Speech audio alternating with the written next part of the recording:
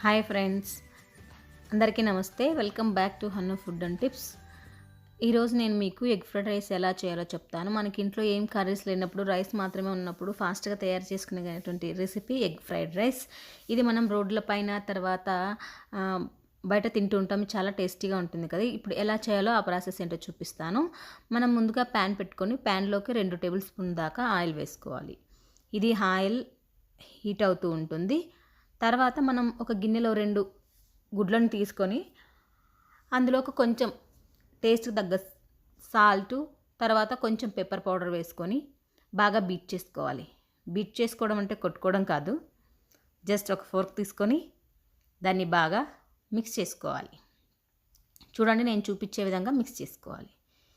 ఇలా మిక్స్ అయిన దాన్నటువంటిని ఆల్రెడీ మనం ప్యాన్ పెట్టుకొని నూనె ఆల్రెడీ హాట్ అయి ఉంటుంది కదా. ఇప్పుడు అందులోకి ఈ బీట్ చేసినటువంటి ఎగ్స్ని అలా ఆమ్లెట్ ఎలా పోసుకున్నానో అలా పోసుకొని నేను చూపించే విధంగా స్పూన్తో ఎలా చేస్తున్నానో అలా చేసుకోవాలి.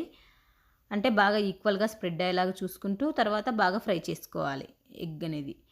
తర్వాత ఇప్పుడు దీన్ని అలా చేసుకున్న తర్వాత ఈ ఎగ్ అనేది బాగా పీసెస్గా చేసుకోవాలి. బాగా ఫ్రై అయ్యే విధంగా చూసుకోవాలి. తర్వాత బాగా చిన్న చిన్న పీసెస్ లాగా చేసుకోవాలి. ఇలా చేసుకున్న ఫ్రై అయినటువంటి ఎగ్ దాన్ని ఒక ప్లేట్లో ట్రాన్స్ఫర్ చేసుకొని పక్కన పెట్టుకోవాలి.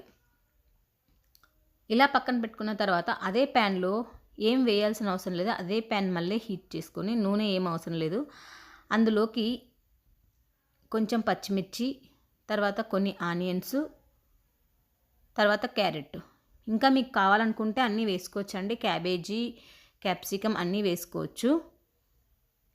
ఇవన్నీ వేసుకొని అదే నూనెలో, నూనె ఏం వేయాల్సిన అవసరం లేదు, ఆ ప్యాన్లో ఉన్న నూనెతోటే బాగా కొంచెం ఫ్రై అయ్యే విధంగా ఫ్రై చేసుకోవాలి. దీనికి మరీ ఫ్రైడ్ రైస్ కింద మరి మెత్తగా ఉడకాల్సిన అవసరం లేదు. అక్కడక్కడ మనకి అలా తగులుతుంటేనే క్యారెట్లు అన్నీ బాగుంటాయండి.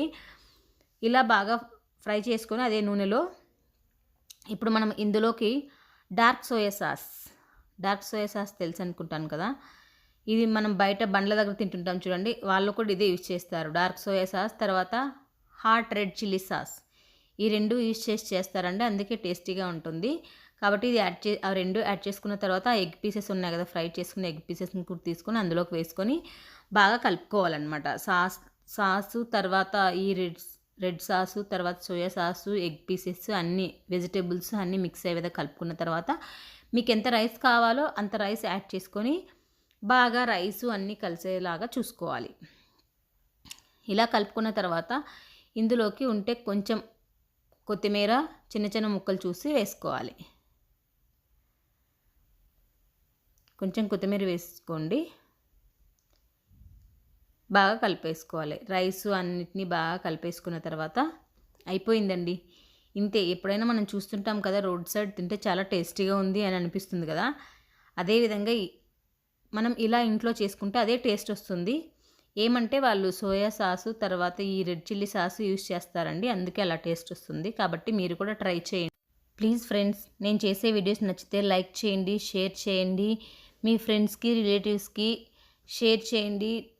నా ఛానల్ని సపోర్ట్ చేయండి, సబ్స్క్రైబ్ చేయండి ఫ్రెండ్స్. నేను చేసే వీడియోస్ మీకు నోటిఫికేషన్ రావాలంటే please subscribe. Thank you for watching.